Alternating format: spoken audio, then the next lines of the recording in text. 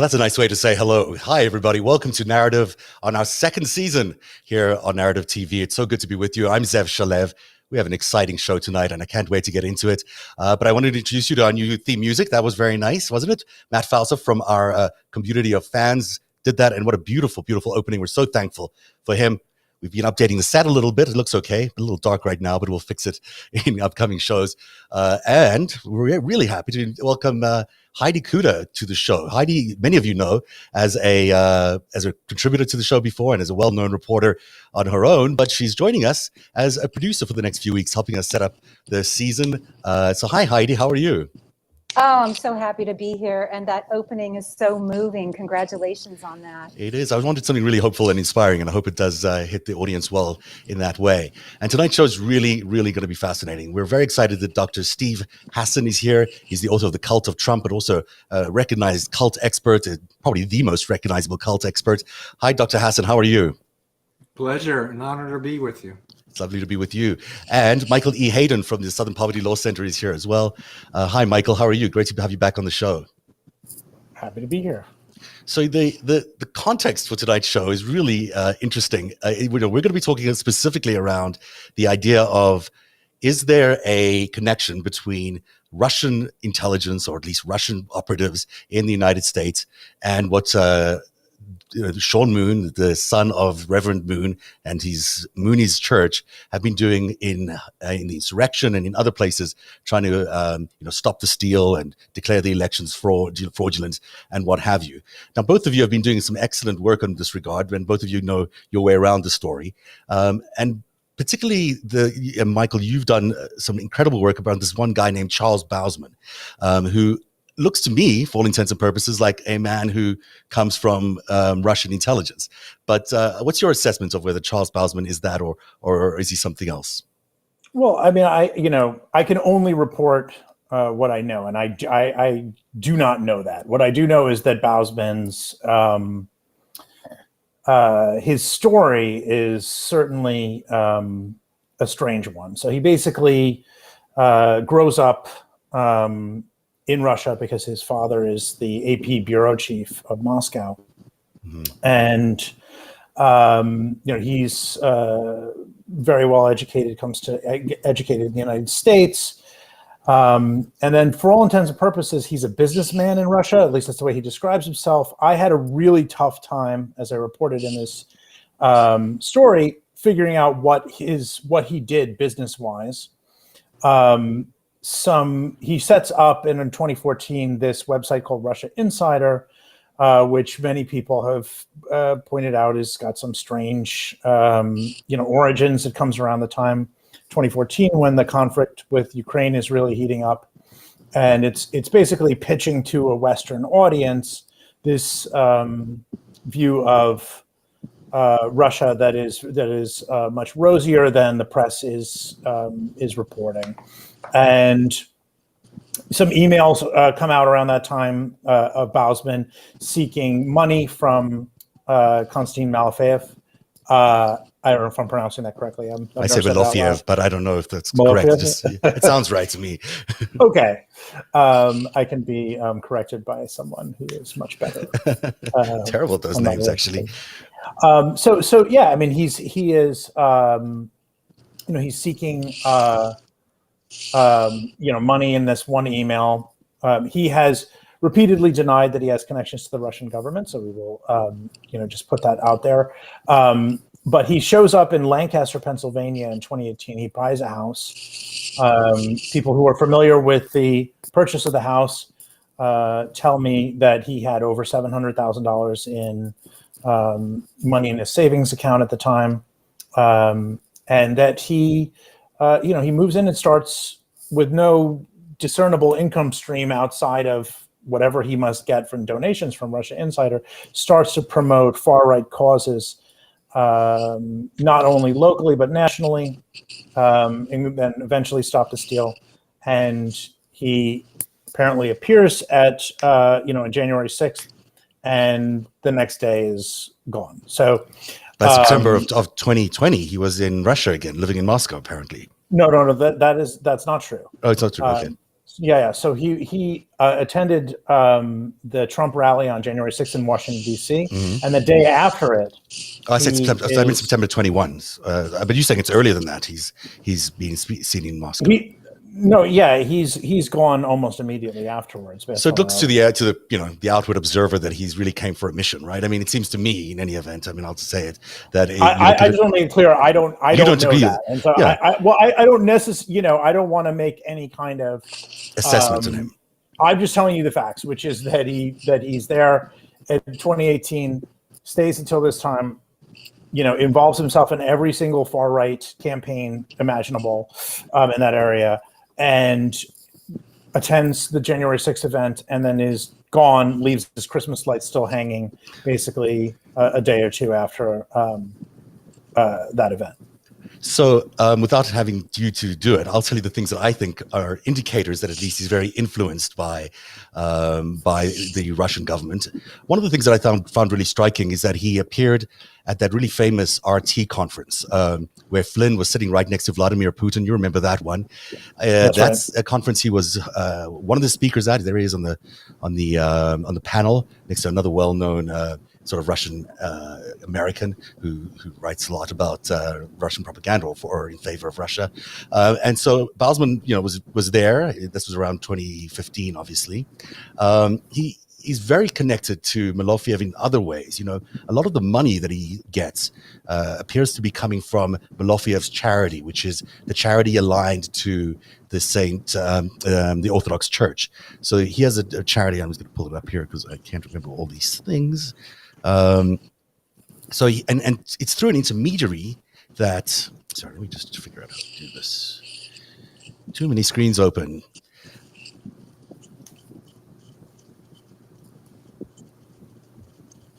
That's easier. Okay. So he moves. So the connections with Malofeev seem to be through this organization called the St. Basil the Great Charitable Foundation. And there's a gentleman at the St. Basil the Great Charitable Foundation who runs all their foreign charities. His name is Alexei Komov. Komov is actually Malofeev's sort of right-hand man. And right. Alexei Komov is also, as far as I know, the guy who writes for one of Balsman's publications, who writes for the Russian Insider. There's a whole campaign that they started in 2014. It's through the Movie Guide newsletter, which I don't subscribe to, but there's apparently a Movie Guide newsletter. Komov became the head of Movie Guide Russia, and in so doing was introduced to a lot of famous people in LA, but particularly he was very interested in the Christian community that was subscribing to Movie Guide. And he started mining the Movie Guide membership to target them to become, members of his various organizations. One of them is the World Council of Families, a very famous anti-LGBT organization, and another one was around childcare or home childcare that he was involved in. So Komov sorry, go ahead. No, I was going to say that what's really interesting is that Orthodox movement has their fingertips in a lot of anti-LGBT groups LGBTQ groups that SPLC covers. Yeah, absolutely. I think that's something I didn't know until our desk lead there explained that to me. Actually, it's an interesting connection, and we'll get to this a little later on. But just to have Steve be able to jump in here a little bit, the anti-LGBT theme is common to the Moonies as well, isn't it? I mean, it's certainly part of what their world is about, and so is Malofeev's world through the World Council of Families. He's one of the big funders of that organization. Can you tell us a little bit about that, Steve? I'm so sorry, Zev. I spaced out in that last. I didn't realize you were pitching to me. No worries. I was just going to ask you about the anti-LGBT stance of the Moonies. Oh, I mean, it seems like it's a pretty big deal in their platform. Yeah, I got to quote a friend of mine who is a leader in the Moonies. He's an ex-member, Alan Tate Wood, and he spoke about a meeting with Moon where he said father, because the cult sees him as true father, saw him. He's dead. His wife is running the show now, and then the two sons are warring with the mother. But basically, Alan said to Sun Myung Moon, so how do we help the gay people? And Moon said, tell them if it becomes a problem to cut it off, barbecue it, put it in a shoebox, and mail it to me. Wow. Okay. Yeah. Sorry, I needed to give a little, reality of what the moon cult is about. So they also did conversion stuff with a guy named Richard Cohen, who I know is not, deconverted because he's been a naughty boy throughout his ministry, and pushing abstinence. But there's a bigger political frame for me. But can I just introduce myself in the Yeah. sense that Absolutely, do that. I'm a Get back to licensed revealing why mental it's a spy in a health second. counselor. Yeah. I'm a licensed mental health counselor. I have a PhD now in organizational change and development because I wanted to do a deep dive on undue influence and the law. But really, I'm a healer. I'm not into politics. However, I got into politics when I got deprogrammed from being a Moonie and learned about Chinese communist brainwashing techniques in my deprogramming, which was a result after I fell asleep at the wheel of a fundraising van. And when I woke up, I realized how I had been turned against Judaism, my religion. Holocaust was justified. Gay people are evil. Democracy is satanic. We need a theocracy to rule the world. I was literally groomed for top leadership under Moon and a guy named Kamiyama, where we would have meetings. And Moon, I want to share one other direct anecdote with me. Well, I was at a meeting with Moon, and he said, when we take power in America, we'll amend we'll have to amend the Constitution and make it a capital offense for people to have sex outside of the unification movement. I mean, Wow. If these people can't control their urges, we'd be doing them a favor by taking their physical bodies away from them and sending them to the spirit world. And in my mindset, I went, yes, Father. Oh my gosh. Great idea. And I mean, that's as a Jew who was educated about the Holocaust, when I woke up, I was like, how did they do this to me? So I became fascinated in brainwashing, mind control, hypnosis, persuasion. And that's been my journey of 45 years. And as you shared at the beginning of the show, when my agent said, I want you to do the Cult of Trump book, I was like, I don't do political books, and anyway, long story short, I did.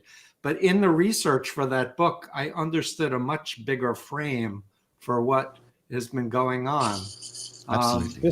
This is a hole in my knowledge. I did not know all that. That's very interesting. There's so much. Go ahead, Michael. So I was No, sharing. I just didn't know.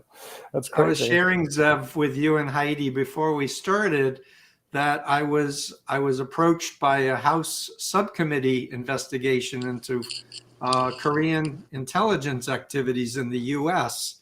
And that committee included Leo Ryan, who was killed at Jonestown. And their final report came out just weeks before the Jonestown massacre that happened. And I was an expert witness. I gave all of my internal documents where Moon would give extemporaneous speeches. They would be recorded and published without editing till I got out, and then I gave it to the government. Anyway, I naively thought the U.S. government would shut down the Moonies because the final report had 80 pages talking about their relationship with the KCIA and how they were doing so many unethical, illegal things. They recommended an interagency task force be set up. And then after Jonestown, Bob Dole, then Senator Dole, had a hearing on cults because of Jonestown. I was asked to speak. A survivor of Jonestown was asked to speak. I fly to D.C., and there are Moonies and other cults picketing against Bob Dole. Elect Bob Dole president, repeal the First Amendment. And then I was told we're off the agenda. The ex-member from Jonestown and myself and the Moonie leader was invited to speak. And I went, there's something really strange about the relationship between the GOP and the Moonies. I mean, it's certainly you talk. I want to finish up the Bousman stuff. Let me just go back to Bousman I'm for 1 sorry. second. Let me wrap that up, and then we'll get into the other really interesting It information you have. circles around, by It the does. way. It's actually the theme of the My show. books Is all are about in Russian, Yes. and when the Soviet Union fell, they brought me over to teach about brainwashing. Oh my God, really? I mean, Yeah. this is exactly why we're having the show. Is because there is so much connection between the Russian World Council of Families, or what have you, and then the Moonies, which is basically a very similar platform. They have this very similar sort of approach to what they want to achieve in the world. But on Bousman, I got to say a couple of last things. So he amongst other things, even though we don't really know how he makes his money, apparently through some agricultural investment firm. He also attended the World Council of Families big meeting in Verona in 2019. That's where he was absolutely in contact with his, I think potentially his handler, or maybe some other coordinating person that he with Alexei Komov, we described to you before, who's also an insider journalist at Bousman's firm. But he's also the bridge between many sanctioned oligarchs and the religious right in this country. And that's mostly through Malofiev, but through some of the other big names that are out there in terms of oligarchs that connect to the far right. When you look at Malofiev himself, he is connected, of course, to Alexander Dugin, and Dugin is the, what do we call him? Putin's Rasputin is the name I hear a lot about when people describe Alexander Dugin. He's sort of the thinking philosopher architect of the changing world that we're seeing. If you're a far right theological type person, maybe Michael, you can talk a little bit about Alexander Dugin. I know it's a big topic, but if you can give us a little summary of this guy. So, I mean, his okay. So I think there are two sides, which is one, Dugin became very, very celebrated figure among the kind of the alt-right, the American alt-right, which is a term we don't use. We're trying to phase out a little bit more. It's basically a rebranding of white supremacy and neo-fascism. And he's just really popular among that group, and white nationalists for a while. As far as I have understood, that it's not so much that he's fallen out of favor, but that his influence may be on the wane a little bit. That being said, the ideas that he promoted have strong resonance to the type of material that we cover, just in terms of again, neo-fascist groups and things like that. He liked the idea of racist and culturally confrontational ideas, kind of tearing apart Western countries, particularly like the United States and things like that. It saw it as a way to kind of disrupt and weaken the United States through chaos. Yeah. So I mean that those ideas have been embraced voluntarily by our, unfortunately, by our own right citizens. Wing. Yeah, absolutely. Yeah, I mean, that's the thing. I just wanted to say one thing that is, it's very important for me to say here, is because, it's Americans do these things. We don't need Russians to do it, right? They can provide a spark, or they can provide a little bit. They can push the right buttons here and there, but unfortunately, we have a lot of Americans who also believe in this. You see how much it's spreading right now on things like Fox. Really, really strong, like Civil War rhetoric, which is also about creating chaos. You don't need Dugin to do it anymore. Right, it's absolutely true. I mean, I think Dugin, in one of his statements, I'll just read out. Their goal was to encourage all kinds of separatism and ethnic and social racial conflicts, actively supporting all dissident movements, extremist, racist, and sectarian groups, thus destabilizing internal processes in the United States, which, I mean, they sort of have done. They've done a very decent job of getting into the United States and dividing the country. The question I have for you, Dr. That same passage. Yeah. I'm sorry, I just want to say, I believe I quoted that same passage in the story I did about Jack Posobiec and Macron leaks and his involvement in that. because around the same time that he did that, and we know that that was a Russian military intelligence operation, that again, our conservative, patriotic American reporter, also, I got to do a lot of air quotes with Bezovic,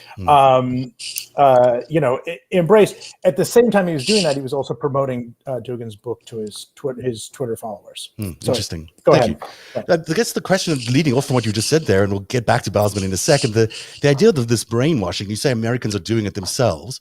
Are they doing it themselves because they feel it themselves, or has there been such an effective brainwashing system built in this country that Americans are simply brainwashed into doing it themselves?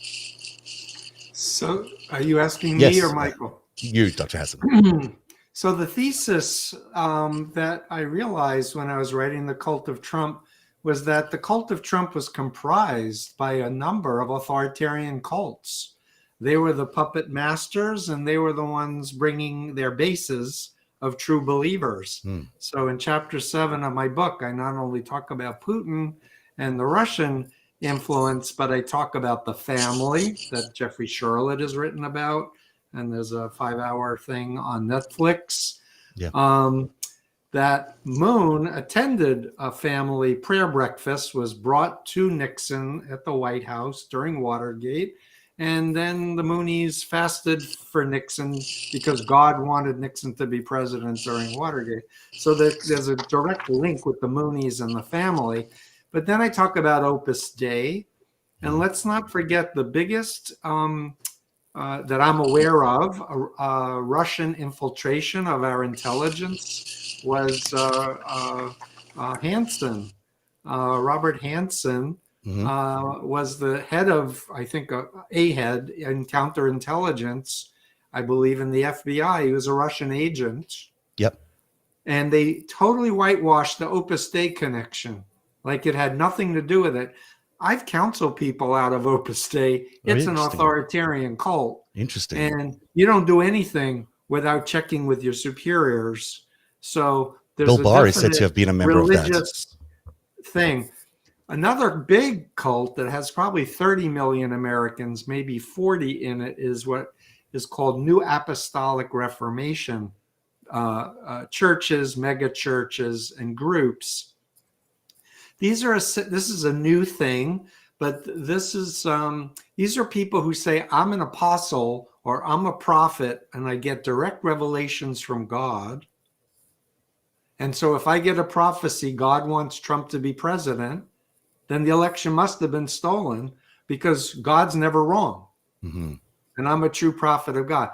So in my work, I talk about the influence continuum from ethical influence to unethical, and I talk about 4 overlapping elements of mind control, controlling people's behavior, information, thoughts, and emotions to make a new identity that's now dependent and obedient. And the NAR is that in spades.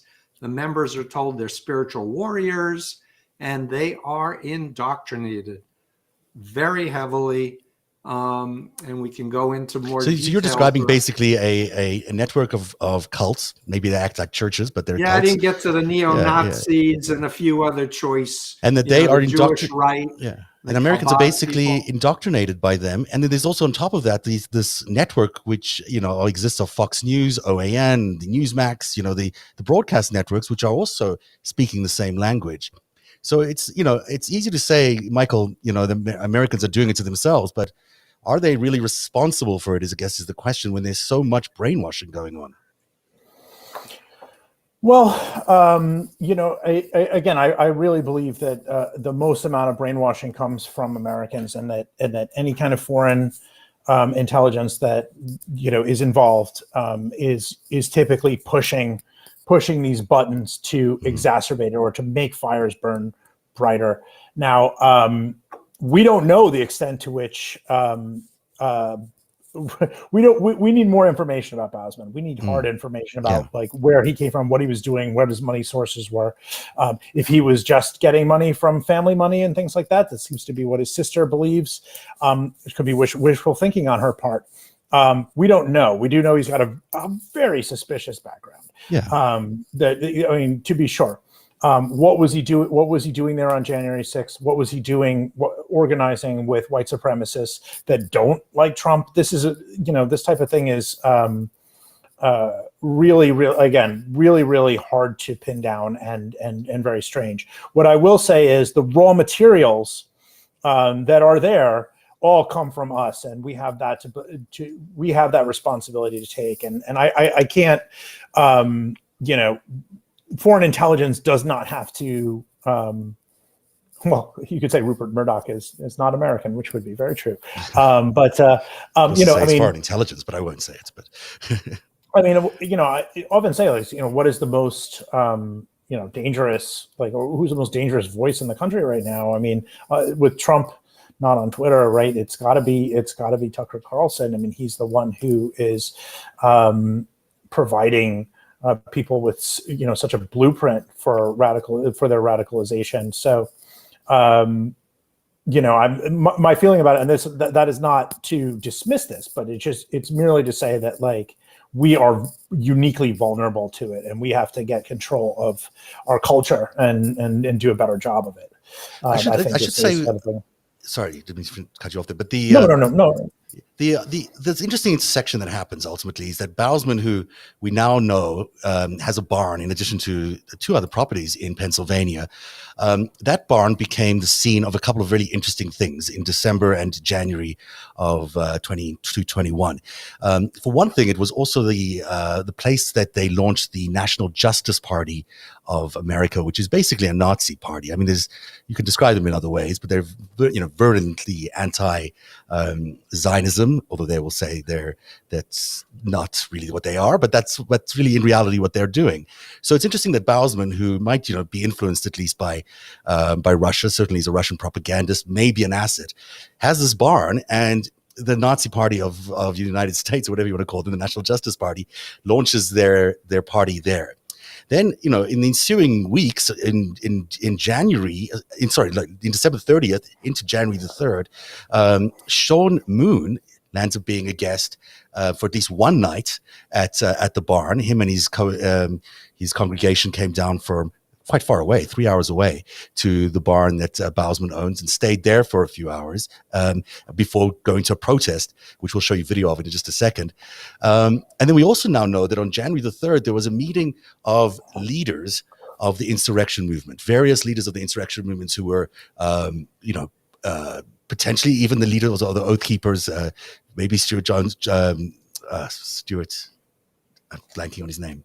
Sorry, I should write a script for these things. Stuart, is it? Stuart Rhodes. Rhodes, thank you. He was potentially there. There's an invitation to Stuart Rhodes that came out of an indictment that was published out of the recent indictments from the people who were arrested, that indicate that he was invited to be at that January 3rd pre-meeting of leaders, which was going to be a meeting that they would coordinate events and plan ahead for January the 6th, just 3 days later. That also, we believe, was held at the barn that Bousman owns. Now, without stepping too far into this idea that maybe he's a Russian intelligence asset, it seems at least interesting that someone who is so connected to Russia owns a barn where all these things are happening, which would be a kind of a smart thing if you were a Russian intelligence asset. Boy, it would be nice to have a barn where you could monitor everyone's coming and going and figure out what the planning was heading into something like the insurrection. So I just want to quickly say something quickly about National Justice Party. The National Justice Party, the easiest way for you to understand, I try not to get too academic about the far right stuff, which is my expertise. I'm not, in on I don't know everything, about Russian intelligence, that's for sure. But what I do know is that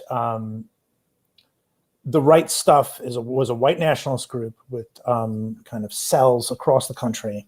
They radicalized a State Department official, for instance, who I ID'd in 2019. And National Justice Party is the rebrand of the Right Stuff Network. And the sort of, to track the change, if there's any change in the rebrand, it's that they were a white nationalist group, and then he became a bit more of a harder edge neo-Nazi group who voices, they've become increasingly focused on Holocaust denial. And they were pro-Trump in 2016. the right stuff, and now they are a kind of an anti-Trump spin-off, a sort of, although they express a solidarity with people who were arrested on January 6th, they are, now anti-Trump, neo-Nazi group. And that's interesting because it shows that Bousman is not ideologically consistent, as I've been talking to you about before. In my business, we are looking for people who are consistent, so to help explain what they believe. This person here is advocating for the creation of a white ethno-state in Idaho, let's say, right? They're associating with people who also want to achieve this end. This person here is an anti-government extremist, and this is how we know. In the case of Bousman, the only thing that we know is it's universal, and this is I think you'll agree with here, is that he really loves Vladimir Putin. He really, he's extremely pro Russian Orthodox Church, and all his American beliefs are inconsistent. These kind of anti-masking, anti-COVID stuff. Yeah, there's some carryover. Some neo-Nazis agree with that. Some don't. It doesn't matter.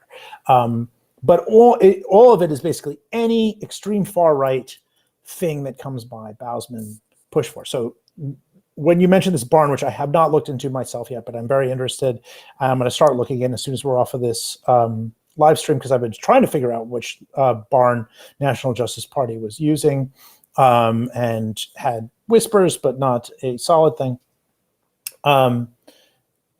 In my reporting, you can clearly see that he's organizing with groups that don't make sense. And if he's providing material support as far as a location, that takes it a step further. And it makes it, quite frankly, very interesting. Yeah, I mean, look, we've had a lot of people who are of Russian origins or Russian connected, at least, in the insurrection. There's certainly were a couple of arrests on that day.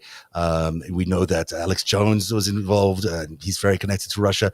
But the idea of actually having someone, relocate from Russia in 2018 and then spend 2 years, fostering all this sort of right-wing agitation in Pennsylvania, and then leaving the day after the insurrection certainly makes you raise an eyebrow and wonder what's going on here. Because that seems to me like someone was sent on a mission rather than just someone who might be an American Russian who happened to be aligned with Trump or something like that. This guy was here for two years, basically 2.5 years, and then left. It just doesn't add up to me why he was doing that.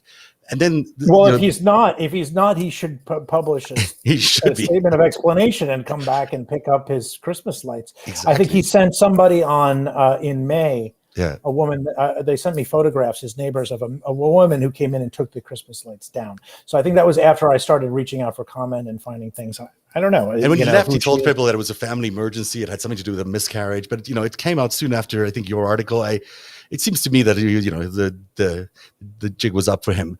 I do want to get to Sean Moon. And this, I know Dr. Hassan, you've been waiting quite patiently here, but here's a clip from Sean Moon at an event organized by Bousman on the side of a highway in Pennsylvania. They're actually protesting the local county clerk, who they believe should be overturning the election results.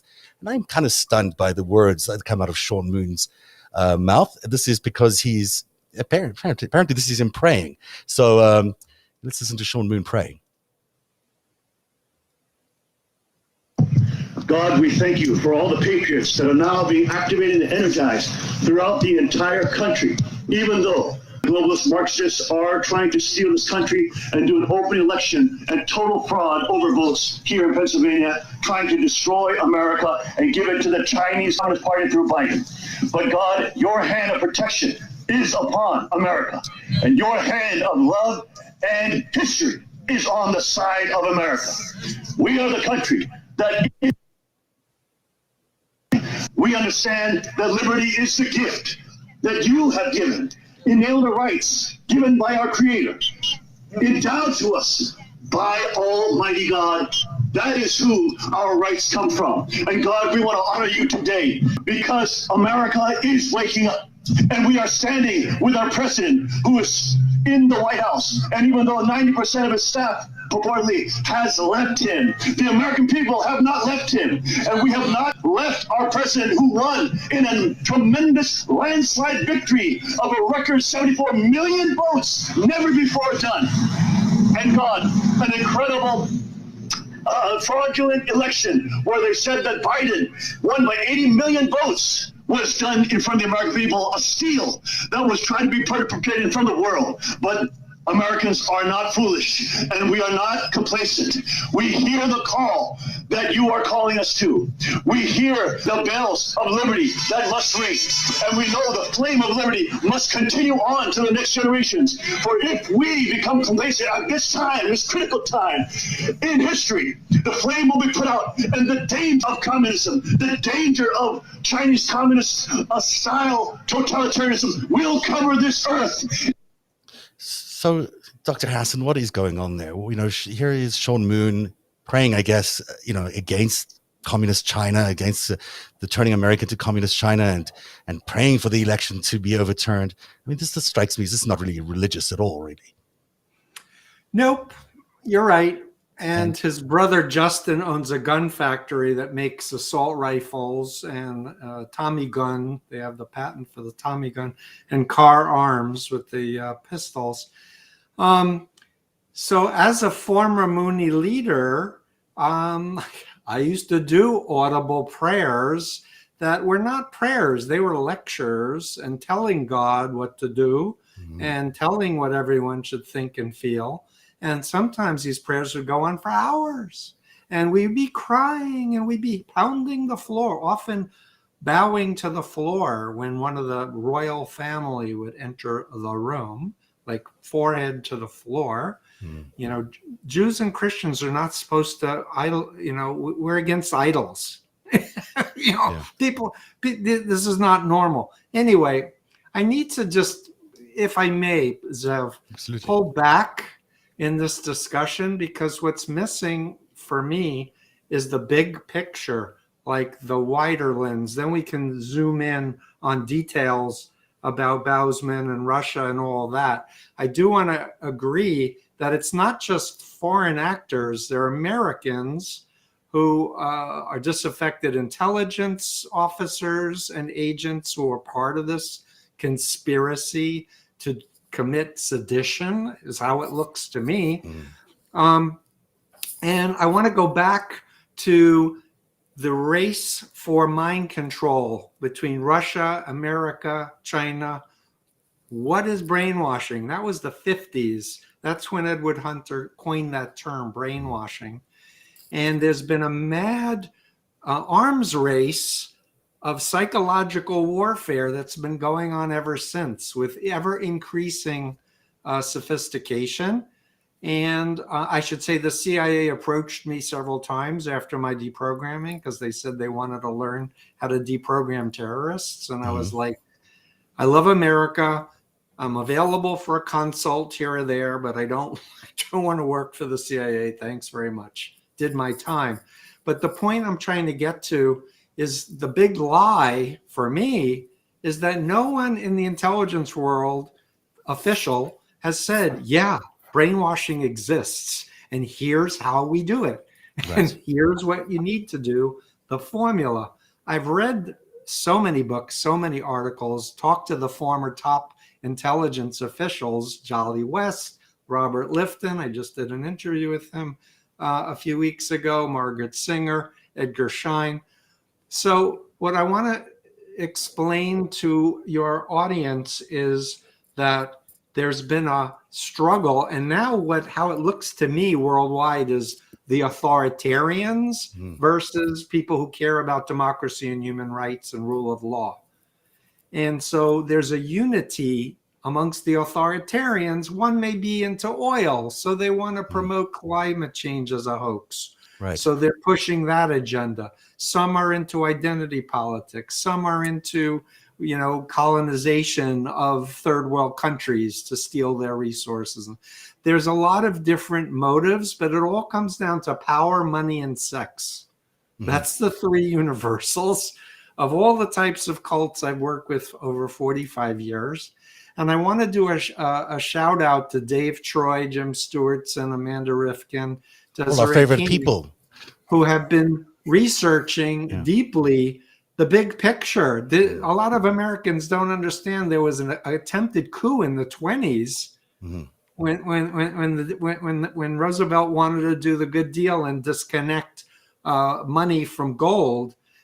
A lot of these are the same players. Ann Nelson wrote a great book, Shadow Network, about the Council for National Policy. The Moonies were involved from the beginning of that. And James Whalen, tell us a little bit more about that. That's really interesting. Gary German was a Moonie who was inserted there, said, disconnect from the Moonies. But everyone that I know believed that he was continuing just to be a covert agent. But we now have documentation that James Whalen, the founding editor of Moon's newspaper in D.C., the Washington Times, was a deep CNP member. And I actually went and talked with him when he first took the job. I said, the Moonies are going to use you. He said, we know what we're doing. Don't worry. I didn't sell my other house. The minute they try to manipulate the news, I'm out of there. He did resign. It took him 20 plus years to resign, saying that Korea was manipulating the news. But my point is that the whole cyber world is now the terrain, and psychological warfare is what's being done on people using data mined, illegally and improperly, algorithms, so the great hack, Social Dilemma, People You May Know. A lot of people haven't seen People You May Know, but it's about a company called Glue that sells the private data to cults or anyone who has enough money, identifying who's going through a hard time in their life, depression, anxiety, death of a loved one, or whatever, to invite them for a Bible study, to recruit them into a destructive cult. Now, I'm not against religion. I am not an atheist. I'm actually a long-term member of a progressive Jewish temple. But I do say ethical religion, you have informed consent, you have conscience, you're allowed to ask questions, you're allowed to check the books. And destructive authoritarian cults are essentially political and business, but they use religion for their ministerial exemption to basically labor traffic people, sex traffic people, and do politicking to destroy our democratic institutions. Are you saying that is about the Moonies as well? Would you say that the Sean Moon's church there is a tool, an instrument of mind control and influence for 100%, 1,000%. For whom? In fact, he has a constitution he wants to put in place when they take over the U.S. government. Mm-hmm. And but who's he acting on behalf of? Sorry. Go ahead, who's he Michael. acting on behalf of? I just want to finish that line of questioning. So the answer is I don't know, but I was saying to you before we started, Zev and Heidi, what I realized after reading 11 volumes of the depositions for this congressional subcommittee investigation into Korean CIA activities in the U.S. was that the CIA set up the Korean CIA, and the founder of the Korean CIA said under oath that he organized and utilized the Unification Church for use as a political tool. And they set up in the United States? In Korea at first. Okay. It was later that during Nixon and the anti-Vietnam War movement that the Moonies were brought over to do stuff here. But the origins were intelligence operations, and they were given, they could make guns, M16 guns in South Korea, on and on and on.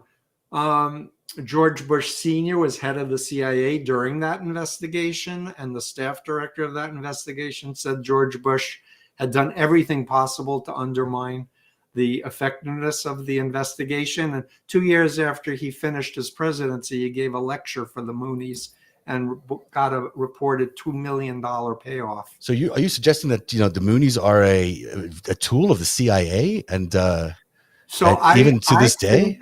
I think that there are black ops, maybe independent, but there's certainly. But where did they get $1 billion for a losing newspaper in our nation's capital over 30 years? I have no Don't idea. they also I own, asked that question. don't they also own Newsweek, which Yeah, also loses a tremendous amount of money? I worked there for 8 months, and it was. I think they do have a Well, connection sure. to Newsweek. I have a Yes, PI yeah. now retired who just gave me an updated front group list of the Moonies, and it's 70 pages single spaced. Wow. And it's on my Freedom of Mind. Where do they get all this money from? You're right. It's a lot of money to be spending Well, so we know from a for tiny a membership. fact, we know for a fact the Japanese Moonies were guilty of the largest consumer fraud scam in Japanese history. This is the same country that had the sarin gas terrorist cult that infiltrated the intelligence, the police, and had a multi-billion-dollar computer company. But the scam was they would read the paper for obituaries, locate a grieving wife, husband, whatever, and they'd knock on the door and say, your deceased husband spoke to me in prayer. He's very unhappy in the spirit world. Wow. You need to go to the bank right now and get $50,000 in yen and bring it, and we will do a special ritual to help liberate. And this is called spiritual sales. So now there's 35,000 cases that have been adjudicated, but they got it something like $600-700 million from that. We know that. We know they are one of the biggest fish operators in the world. They have the largest plant in Kodiak, Alaska. Did you know that? I didn't know About that. I the did Moonies? not know. Like sushi. I'm learning a Find lot out about where their them. sushi's coming This- from. I have a the question, Moonies. Stephen. I Sure. want to just ask you a question. Sure. As an expert in cults. So the National Justice Party, who we mentioned as being connected to Bausman, I have many sources have come out of connection to Mike Penovich, who is the sort of leader of that group when they were the Right Stuff and now National Justice Party. And they have all told me that it is a cult. Those are the words that they use. It functions like a cult. This is a white nationalist group. They're not religious, but they are very secretive and they have secret identities. And, it's been, I've enjoyed the difficult work of identifying several of their members, which I think is really important. As we learned, they had a State Department official and stuff like that. Wow. Is there? Yeah, I mean, you should read that the Matt Gebert investigation. I'm very proud of it. It was tough. It was a tough one. It required quite a few sources and some open source intelligence work on my part. But this is the question I have for you, which is there a kind of a game respect game thing going on with cults? Do cults respect other cults in the sense that you see a lot of people who function like cults getting involved in the Trump movement, groups that function like cults getting involved in the Trump movement itself having some of those characteristics itself, right? Here you have the National Justice Party. Many people come out of it kind of, describing their time in there as being like in a cult. Here they are, working with other folks that are like that. Is there a level of kind of a admiration between people who operate these type of groups? The answer is depends, and there are political cults, therapy cults, large group awareness training cults, multi-level marketing cults, etc. But where they come together is against their joint enemies. So we know the Scientologists, the Moonies, the Mormons were doing work against deprogrammers and people like me. The Scientology sued the Cult Awareness Network into bankruptcy by staging things. So what I'm trying to say is that, and it's a very interesting point, because in the end, that you can be fellow travelers for a particular objective, but at a certain level or point, you separate. You say, I can't do this anymore. Which is why so many white nationalist groups began feuding, destroying each other in the immediate With aftermath Trump of and Charlottesville, speaking against because Trump, when things right? started to go bad. Yeah, no, I mean that's interesting. I just wanted to ask that one question because it came to mind, in that respect. Yeah, They to love interrupt to you guys, copy and I each apologize. other. They love to steal techniques that are very effective. If they see somebody making a lot of money or getting a lot of media in a certain way, you'll see a lot of copycatting. But Dr. Hassan, I'm going to have to interrupt you because it's been quite a while. I have not taken the right amount of commercial breaks. I can tell that I'm in trouble already. So I'm going to do that, and then I'll be right back after this. Thanks for supporting Narrative. If quality and craftsmanship is important to you, you should check out today's sponsor, Made In. Made In is a cookware and kitchenware brand that works with renowned chefs and artisans to produce some of the world's best pots, pans, knives, and wine glasses. The best chefs around the world use Made In cookware and kitchenware to create all the best tasting restaurant quality meals. Made In sources the finest material and partners with renowned craftsmen to make premium kitchen tools available directly to you without the markup. Their cookware distributes heat evenly and transitions from stovetop to the oven with absolute ease. And their knives are fully forged, perfectly balanced, and stay sharp.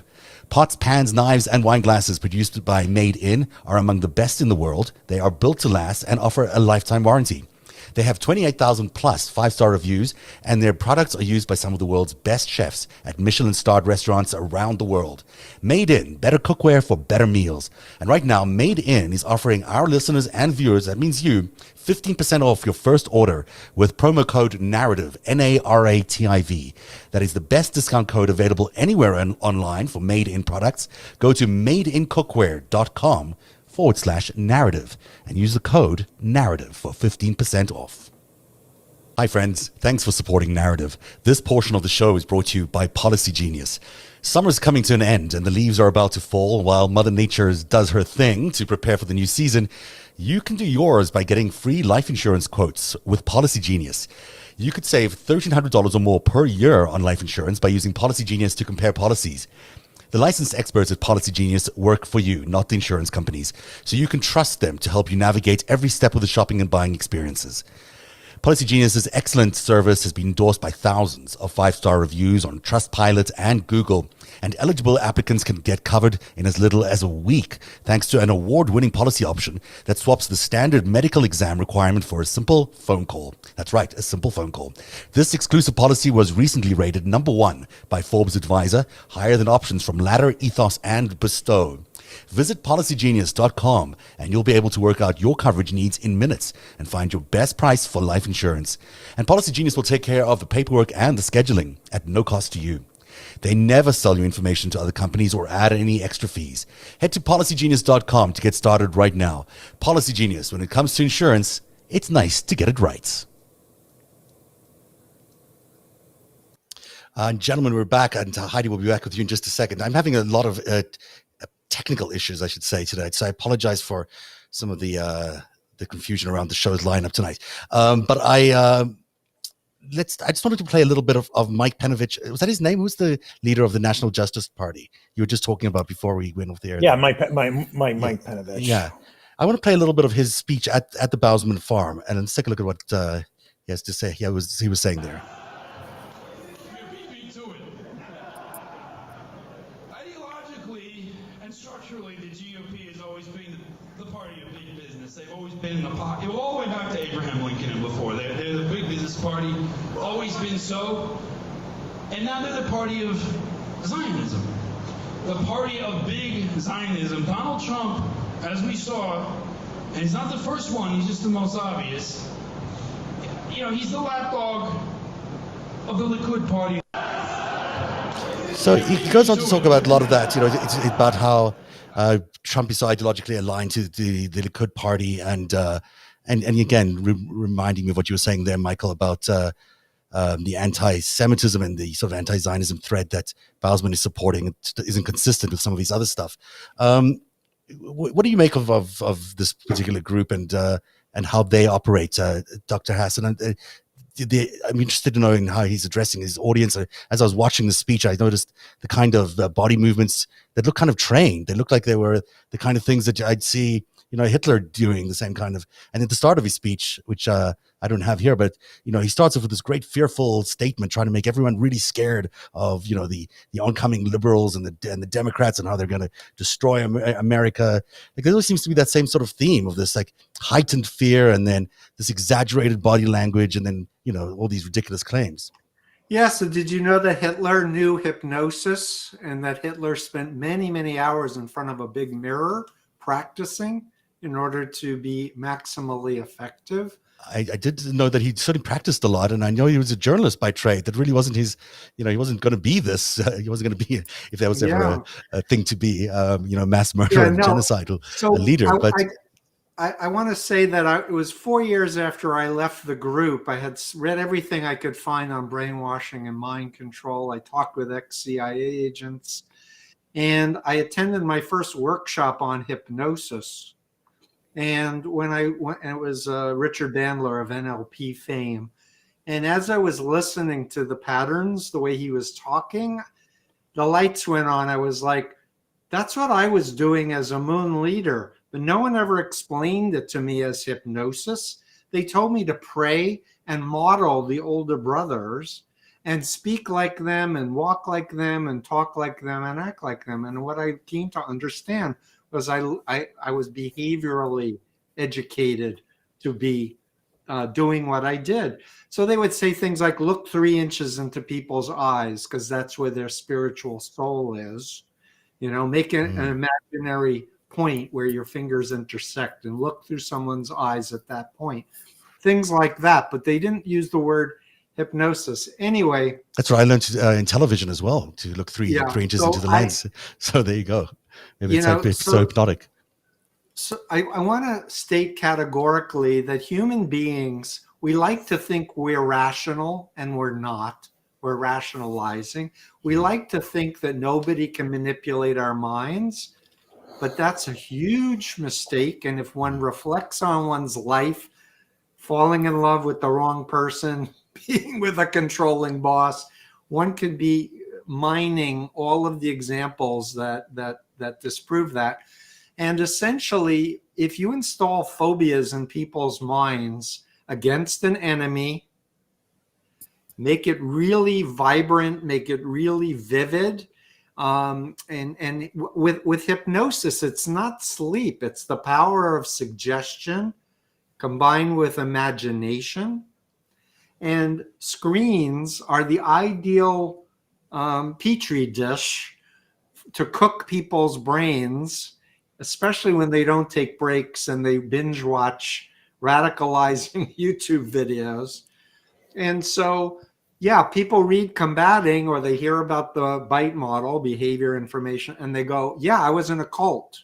And I say, if it walks like a duck and has feathers like a duck and quacks like a duck, it's probably a duck. I've talked with former Nazis and white power people. I've talked with former members of everything, really, because they read my book and they say, let me tell you my story. And of course, I'm curious. But the point that I want to say is that as much as we can be co-opted, people wake up too. Like when I realized what had been done to me, it pissed me off. And I got really curious, because I came from a very loving, stable family, extra honor student, knew what I wanted to do. My vulnerability is my girlfriend dumped me. I was in the student union at Queens College, and 3 women honeypotted me, or whatever the right word is, catfishing me. I don't know what the words are. Got a picture of you from way back then. They flirted with me, and I thought I thought they were interested in me, and they didn't have the internet, so they had to ask me questions. But I learned, because I became an expert recruiter, how to size people up, how to find their buttons, and how to incrementally, you don't tell them, by the way, we want you to drop out of school, cut off from your family, and work 7 days a week, 18 to 21 hours a day for no pay for the rest of your life. They don't tell you that, right? So it's an incremental thing until you get into this mindset where you can't reality test. You can't think for yourself, because the fear overwhelms any critical thinking. Right. And if you had Facebook and you had all the data that Facebook has, or all these other organizations have, you'd be very powerful if you could use all those tools. So I was wondering, when you look I at just the- wanted to say a quick Yeah. thing about Panovich, because you're talking Yeah. there. The good news is, as of right now, and I never want to underrate anything like that, I don't think he is as effective as Adolf Hitler. No, Uh, I so, don't think so. yeah. Either. So, I'm just it's kind of bad the way he does these things, but I was watching the attempts to do it. I mean, Mike is notoriously oafish in many ways, and he's sort of gotten by his his early. This is just some this is my take, like focus on far-right extremism. He used to get by with this kind of like a sort of like it being a kind of morning show obscene style of talking about white supremacist issues. That's kind of the way he started out, and it had a little bit of zip to it. People liked it because the humor was familiar, and also the audio production. He knew he had people who would work with him, would make podcasts that actually sounded good. It used to be that in the white supremacist movement, like any podcast they made sounded like it was recorded in a garbage can or something like that. It was just unlistenable thing. So the audio quality of Mike's podcasts were good. And then you have white supremacists. They're like, wow, this isn't torture to listen to someone shouting my horrible ideology at me. This is okay. So he sort of started in that, but he has found, I think, a lot of limitations recently, particularly because any sense of humor, I mean, you hate to even call it that, that he had before, is really going to become super serious and very, very dark and really, really about, just persecution of whites and Holocaust denial. So, dangerous for sure, in my opinion. But charismatic, lacking in that ability to connect with anything other than a lot of scary people. I'm just so Unfortunately, struck by If I can just add, Michael, when people saw Sun Myung Moon, they said the same thing.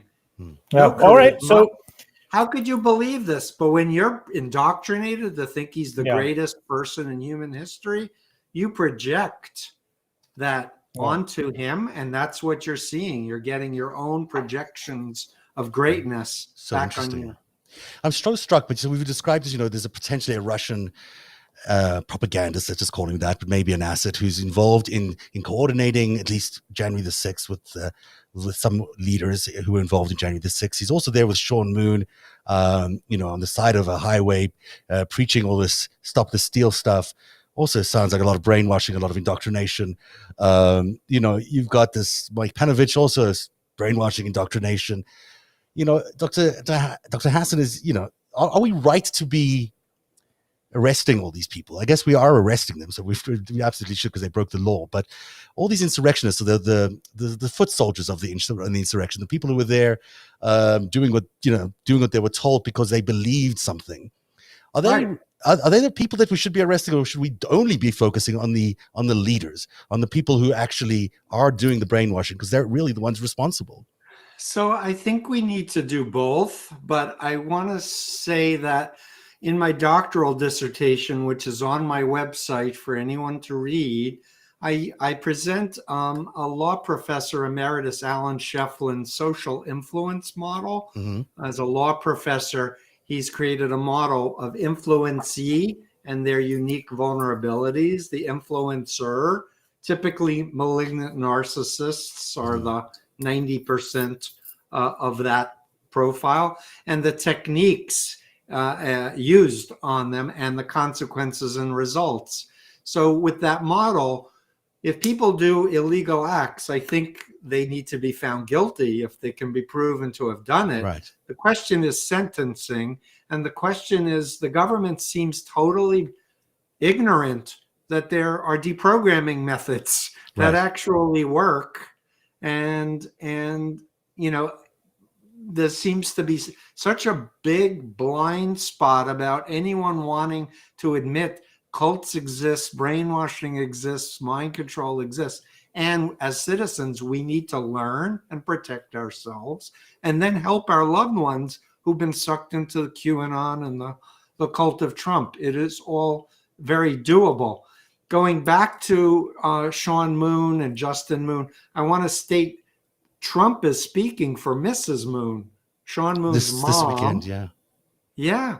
So and right after Biden's inauguration, I should say, Mrs. Moon had Pence speak and Mark Esper was there, Pompeo Pompeo, Newt Gingrich, and Jonathan Falwell. Gingrich. Yeah. Yeah. So the point that I'm trying to emphasize is that the media is not covering the Moonies. Why not?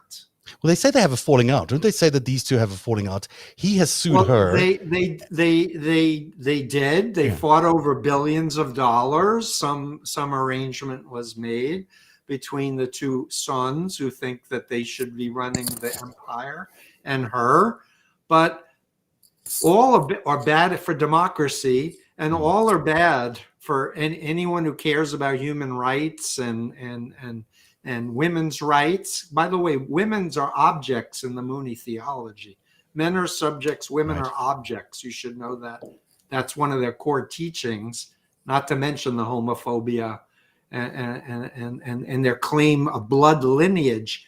The mass weddings, and Moon once did 30,000 couples at one time. Supposedly they're adopted into his pure, true family blood lineage. And when they take over the world, everyone will speak Korean and all religions will be abolished. That's what I was told as a leader in the cult. Unbelievable. Heidi, you've been really quiet over the hour.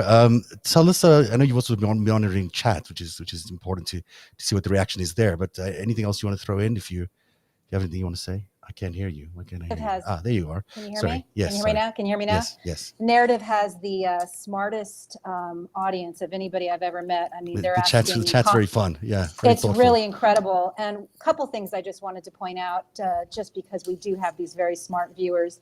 One is that Trump isn't just speaking for the widow of the Moonies founder. He's speaking on September 11th. So, I mean, wrap your head around that. And then also the Tommy gun, grand opening, they had Eric Trump speaking, which I just think is, it really shows a collaboration playing off of what Dr. Hassan said about Bush Sr. and his affiliation. The other point I want to make is that Bausman was too anti-Semitic for RT.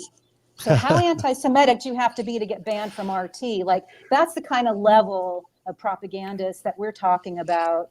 And of course, just to frame Dugan for people who may not have heard him, he was Bannon's favorite philosopher. So those are a couple things that came to mind as this was the fastest hour of my life, by the way. It does go by fast. I can't even believe it. Wow. Heidi, one thing on the point you made about him getting banned for his anti-Semitism, RT, is that for anybody who is tracking the timing of Bausman and wants to look into this, and see what you will. I mean, like I said, I think it's the job of the audience to find things. I'm just going to report what is factual. That he really took a much more openly anti-Semitic and more openly pro-Nazi, I don't know how else to put it, literal Nazi, bent on Russia Insider around the time that he settled in the United States. So and that is Holocaust denying, like that kind of level. Yeah, that's in many of his in his final address, his letter as he was sending to people as he was leaving the country. He said, that he's a Holocaust denier, and he still firmly believes in that, which is just. Mooney, I as a Jew, I went to Israel. I knew a lot about Shoah, and I was indoctrinated to believe the Moonies needed to die in the Holocaust because they didn't accept Jesus, and I believed it. And I recruited and indoctrinated other people. I am learning a lot about a lot of not very good things. I mean, I knew a little bit, but I didn't know I didn't know that, for instance. And I see in the graphic, Reverend Hyungjin Sean Moon. I was a reverend too. You go like this. I'm a reverend. Right. There's no seminary training. Moon never had seminary training. She never had seminary training, and. So the big picture is we really are at war. There's a war happening, focused through the media, as I see it, and the solution is reaching out to family and friends who've been sucked into the rabbit hole.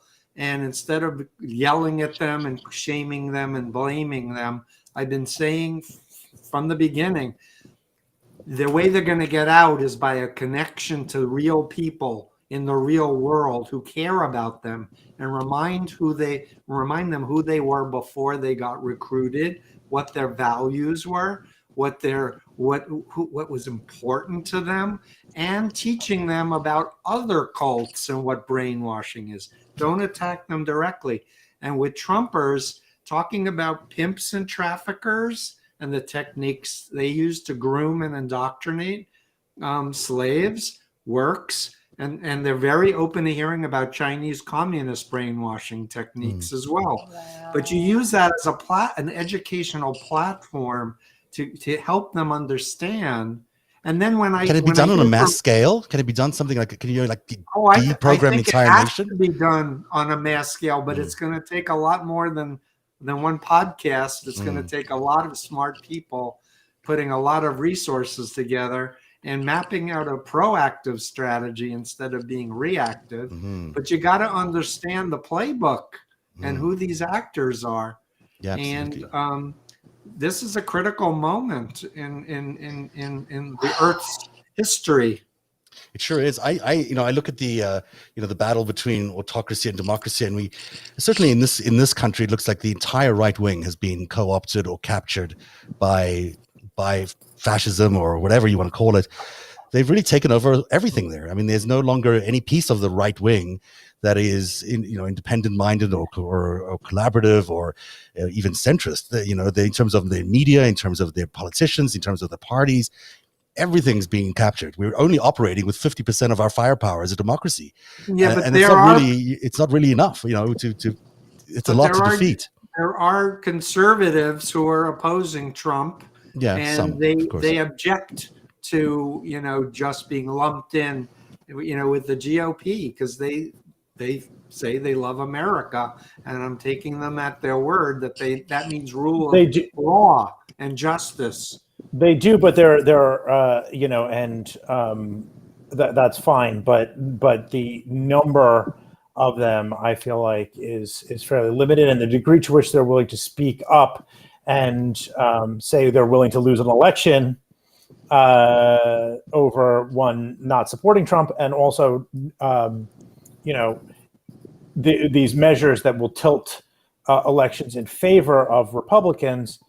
Their willingness to speak up and go against that and take losses to the Democrats, it's in very small supply. So it's a very scary situation. It is. Yes, GOP sticks together in the worst of times, and every single member of the Republican Party votes.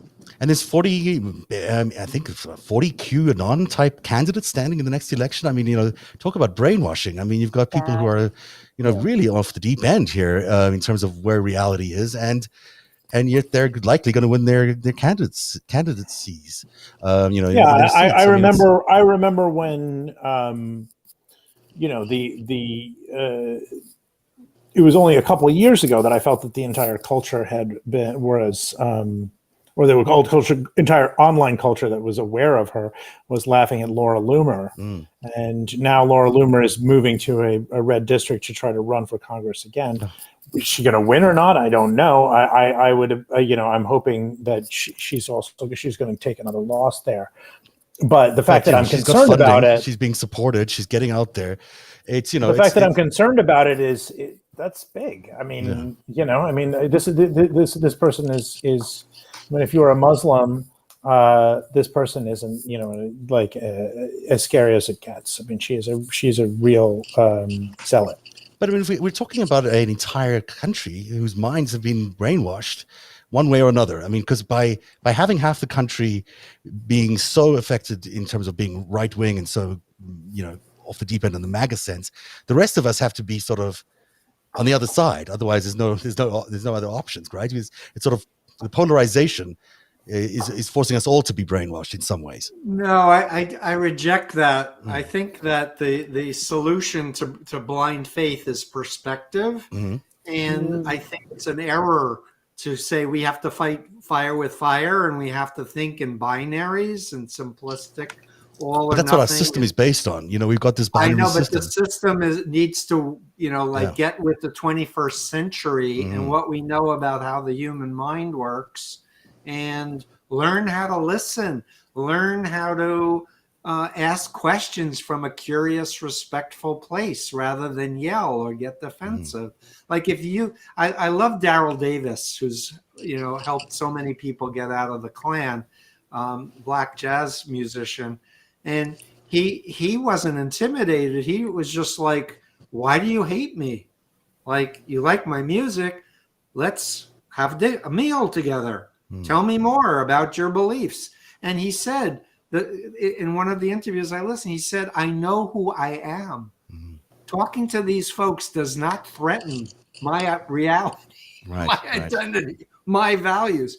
And people need to understand, if you understand that cult pseudo identities are not the real person, like a lot of families think, oh, I've lost my uncle forever, or I've lost my father forever, or my brother. No. I mean, I interviewed a fellow who was in my former cult for 36 years. He's still left. Right. And right. he's pissed. Right. I mean, the reaction on the other side, once you get everybody out, is going to be quite something as well, I presume. Well, you can do it one at a time, but I'm going to sound lame, but I'm going to tell you, love is stronger than fear. And my friend Arno Michaelis, who had a white power band and was a big recruiter, white supremacist, he had dissonance when his Jewish employer saw he didn't have lunch and offered him half a sandwich. That didn't equate with his indoctrination against Jews. And then when he had a child, having children also is a very positive power. I think we need to get people thinking more about our children, our grandchildren, future generations, and not just the next election cycle or whatever, and really stand up and be present as a citizen locally. I just did an interview with Frederick Clarkson, who's brilliant, and he does something called Blitz Watch against the infiltration on a state level and local community board level. There are a lot of brilliant people. Michael, it's nice to meet you, and it's great to meet you too, Zev and Heidi. We have a lot of resources, but it's not being directed strategically in a planned way. Right. And we're looking at a 10 to 20 year project, as I see it. Well, anything you do would be accused of being an attempt at brainwashing as well. I mean, anything the So government does. If the government does get anything like that, it would accused seem of that bizarre. all the That's time. true. Yeah. I get accused by the Trumpers that I'm brainwashed by the left. Right. Do I get defensive? No, I say, how interesting. I thought I had studied everything on the subject. Please tell me, what is brainwashing? Right. And then Right. they're like, Right. right? I don't want to get us into a tangent, but I just want to just say, just one thing that is clear, which I think in a broader sense that you are right in this, that we do need to find ways to, generally, to be more compassionate and to listen and to find ways to invite people in. What I would say is that in terms of some of the very extreme people that we cover. And stuff like that, people also have to be sober and be prepared for self-defense, because there when your home and your life is being threatened, that is not necessarily the time to try to entertain. So some of the tactics that we have, like identifying people and things like that, this is not violence. This is applying community pressure in order to derail their plans, which sometimes involve the really in the long run the elimination of a lot of people. Very scary stuff to even contemplate. So I just wanted to add that wrinkle to it, which is great. No, I'm in agreement, and I'm realizing, Zev, I don't think I finished my answer to your question about should we be holding Trump and Fox and other. That's good thing to come around to. And absolutely 1000%. And I've been saying, let's have open hearings at Congress on what is brainwashing and disinformation and QAnon. And let's really make those legislators who've been aligned in this listen to experts. And I'm not the only one. There are many of us who That's are what all equipped- our viewers are saying right now too. Yeah, Exactly that. Let's form a commission. we're equipped to do this, but in England, my understanding is incitement is a crime. And Seems to me like Trump it should be here. incited Yeah. by saying the election was stolen. Period. And what's Criminal. fascinating to me is that there were all these people fanning out across the country, like Moon, like Bousman, pushing that and pushing it on a grassroots level. That seems so striking to me. I mean, I'd expected Fox News and OAN and all these others to be out there pushing it, but it's not just the broadcast networks or the cable networks. They're organized people on the ground that are working their way through communities, through church groups, through what have you, to brainwash people. And that to me seemed like that's what was going on there with Moon. And that's happening. And, the social media platforms are compliant and not doing nearly enough to, again, it's not just saying. Not doing enough. They're making in a lot some of money cases, off it. Yeah. they're making a lot of money, and they're in some cases 100%. working with them. Last time I was here, if you recall, we discussed Twitter and Jack Dorsey. Great show. And who is connected personally to Ali Alexander, who's met with him and things like that. And Ali Alexander, of course, the principal organizer for the Stop Steal activism that you have been staying on top of at this show, which I appreciate. And Dr. Hassan made a really great point about how people on the spectrum often are very easy targets. And maybe one quick sentence on that before we lose you. Yeah, so I've done interventions on a number of different things. People who are on the high functioning on the autism spectrum are so much more comfortable on screens. And what we know now is that if you're video gaming with a complete stranger, you have no idea who that is, but you're doing a game with them, in 15 minutes, your brain starts lighting up like they're a friend. It acts So interesting. sensor to say, wait a minute, I don't know this person.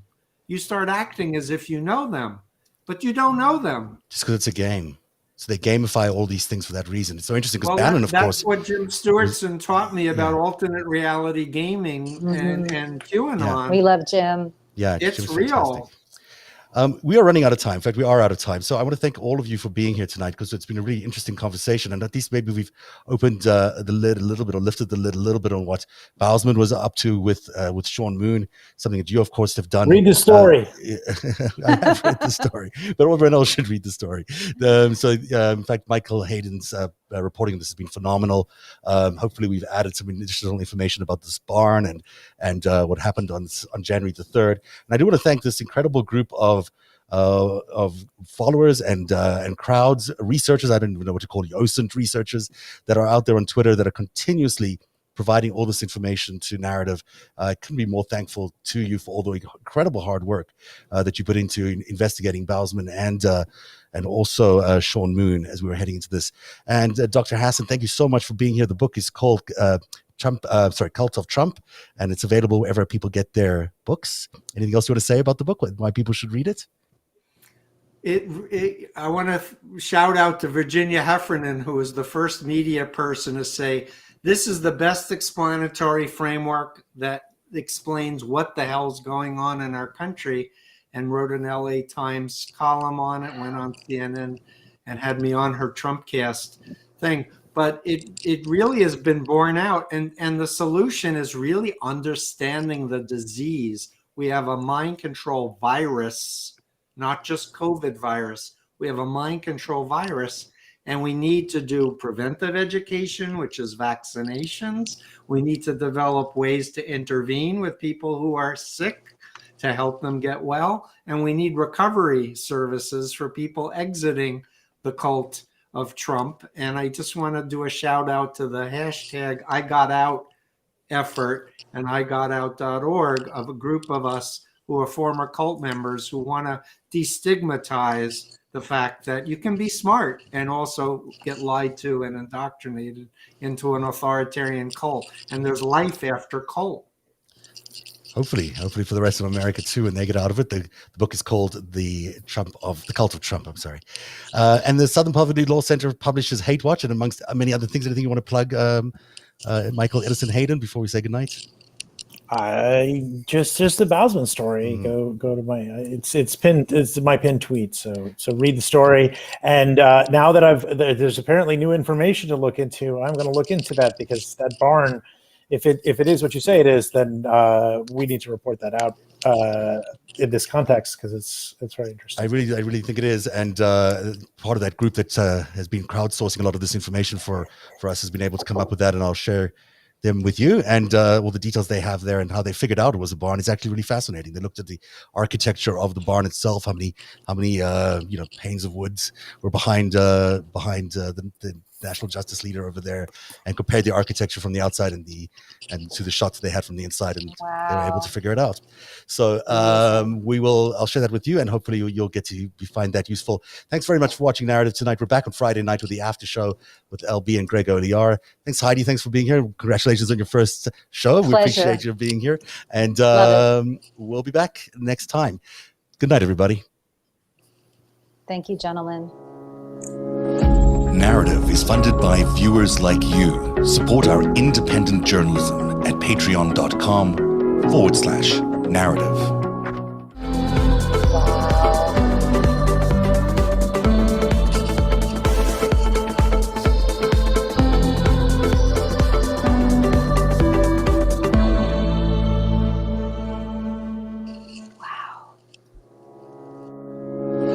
Narrative is funded by viewers like you. Support our independent journalism at patreon.com/narrative.